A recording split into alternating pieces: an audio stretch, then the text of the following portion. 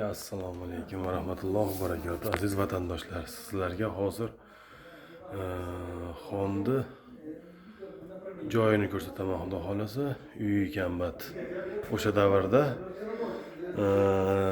Tatar xonligini uyi ekan. Bu yerda 4 ta uy ekan, qolgan 3 tasi remont bo'lyapti ekan. Mana shu uy ekan. Bular o'sha davrda hali kalanga o'xshagan narsalar chekishgan ekan. O'shalargacha turibdi. Hozir sizlarga ko'rsataman. Xudo xolasa, mana shu Xonni o'zini yotoq joyi bo'lgan ekan, shu joy. Mana shu joy.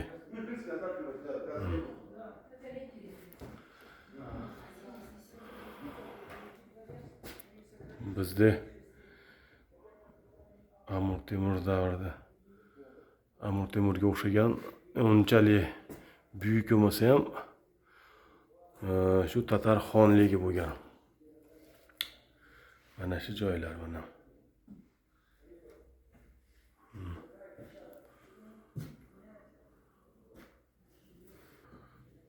Mana hozir eshikdan chiqishi mana. Bu o'sha paytda kiyim-kechak kiyim-kechak nimalari, modalari. O'sha davrda Xonni ayollari, xizmatkorlari Xonni o'zini kiyim-kechaklari.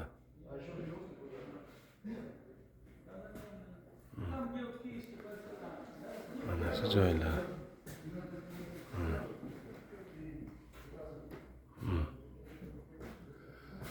Mana shunday joylar mana. Mana shular hammasi Xonni xonasi bo'lgan. Bitta ikkita yana ikkita xonasi, 3 ta xonasi remont ekan. Remontdan ta'minlangan joylari ochiq ekan. O'sha joylar mana sizlarga ko'rsatib boraman, xudo xolasa. Mana bunaqa reshotkali joylar.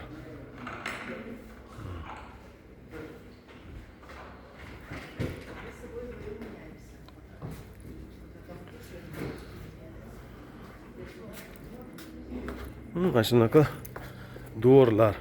Mana aziz vatandoshlar, bu podval qismi. Bu joyda bekitib qo'yibdi. Remont ketyapti. Polni bu podvali remont ketyapti. Shu Xonni batam spalniy ekan. O'sha davrda Xonni spalniylari hisoblanar ekan. 4 ta spalniysi bo'lgan ekan. Mana Xonni dvori.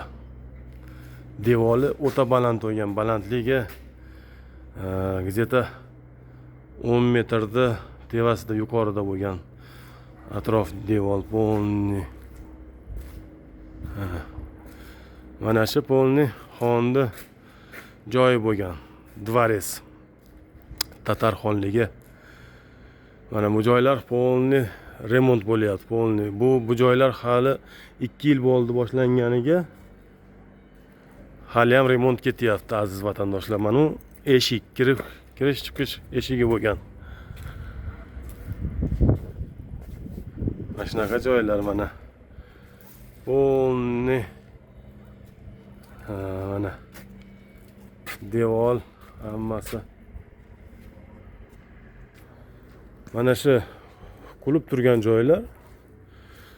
Naryoqdan kiriladi, u joylarga naryoqdan kiriladi. Bular spalniy bo'lgan. Xonni o'sha katta 4 ta spalnigi va tevada 3 ta zali bo'lgan ekan. 3 ta zal. Mana aziz vatandoshlar, bu mana ko'rinish holati. Zdaniyaning ko'rinish holati. Bitta Xonni ayollar yashagan, Xonni o'zini spalniylari hammasi shu joyda joylashgan. O'sha bir 6 xona joy bo'lgan.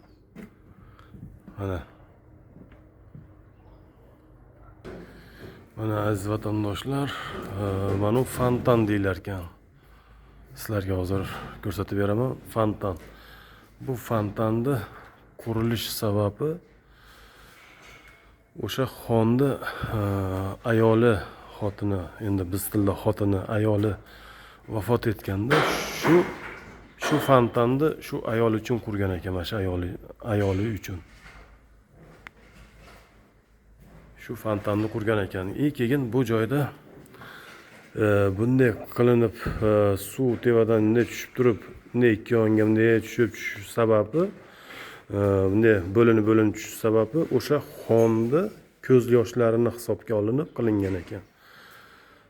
Xon qattiq yig'lagan ekan shunda. Shu ayoli o'tganda. Shunda shu fontonni qurgan ekan. Как будто xonni ko'z yoshlari to'kilish nimasini qilingan ekan shunda. Bu joy katta o'sha barcha o'sha xonni davrida ovqatlanadigan joylar bo'lgan. Bunday bat remont bo'lyapti ekan mana. Remont bo'lyapti. Bunday o'sha stalovoyga o'xshagan joy bo'lgan. Aziz vatandoshlar, sizlarga hozir zindonni ham ko'rsatib ketaman. Endi qulub zindon ochig'i bas. Ana o'sha davrdagi zindon. Podval ekan. Shu joy zindon ekan. Ichkarida o'sha kamera deb qo'yiladi-ku, kichkina xona. Shu joy zindon. Ichkarida pastda o'sha nechta ham bo'lingan xonalari bo'lar ekan. Endi hattam remont bo'lgani uchun yopib qo'yishibdi mana. Shunaqa joylar. Mana tashqari tuzilish sho'chetlar hammasi remont bo'layotgan joylar. Ko'p joylarga kirgizmaydi. Mana aziz vatandoshlar, xonni joyi bo'lgan shu joylar hammasi. Mana. Turistlar keladi va hatto yozda ko'p bo'ladi. Hozir 2 yildan o'tdi, remont hali ham to'xtagan yo'q bu joylarda. Mana shu ko'rinishlar mana. Endi buni agar o'sha tevalikka chiqib olsam, polni chiroyli ko'rinadi hamma joy. Qo'limdan kelganicha sizlarga ko'rsatishga harakat qilyapman aziz vatandoshlar. Kimgadir qiziq basdir, lekin kimgadir qiziq inshaalloh. O'sha joyda machit, o'sha paytda xonni machiti bo'lgan o'sha. Atam hozir ta'mirlanish bo'lyapti ekan. O'lni remont ketyapti o'sha yerda ham. Qatga kirish mumkin bo'lgan joyga kirib ko'rsatdim sizlarga aziz vatandoshlar. Mana shunaqa ko'rinishda bo'ladi. Tashqaridagi uylar hammasi o'sha tashqaridagi uylarda o'sha uylar hammasi gastinisaga odam qo'yishadi. Bu yerlarga turistlar kelgan paytda gastinisaga odam qo'yishadi. Mana.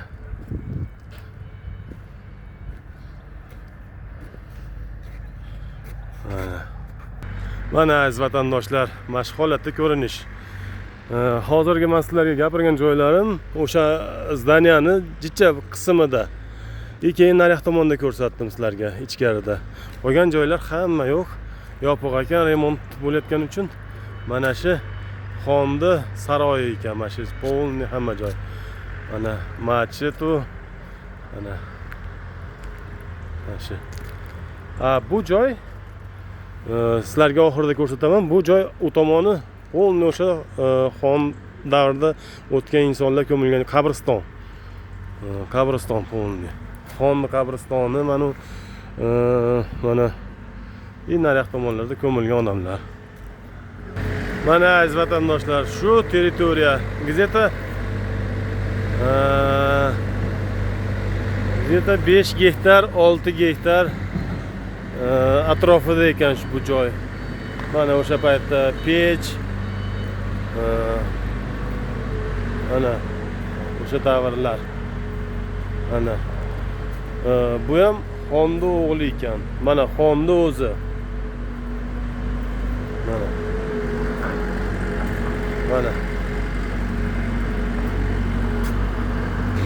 Men sizlarga endi o'sha oxiri qabristonlari, o'sha davrdagi qabristonlar ko'rsataman. Mana mashlar hammasi qabrlar. Mana. Shu joyda kimlar o'tgan avlodlari-yu, barali vazirlar, eng oldi askarlar, shularni qabrlari mana. Mana ichkarida xonni qabri. Mana aziz vatandoshlar, agar sizlarga ko'rinayotgan bo'lsa, o'lni qabriston shu joylar. O'sha davrda qabriston.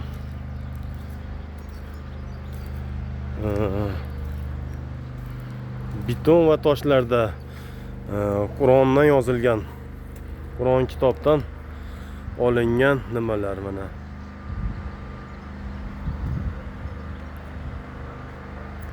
Mana shu oxirgi joy. Qabriston.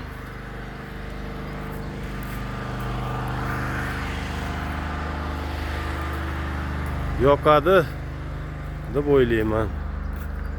Shunday qilib aziz vatandoshlar, qo'limdan kelganicha sizlarga Xon saroyini ko'rsatdim. Aziz vatandoshlar va dindoshlar, o'ylaymanki sizlarga ozgina bo'lsa ham yoqadi deb o'ylayman, inshaalloh. Nima deyman endi aziz vatandoshlar? Sog' bo'linglar, salomat bo'linglar. Hamisha o'ynab kulib yuringlar. Alloh kuch-quvvat bersin barchamizga. Hammaga yaxshilik, sog'lik. Assalomu alaykum.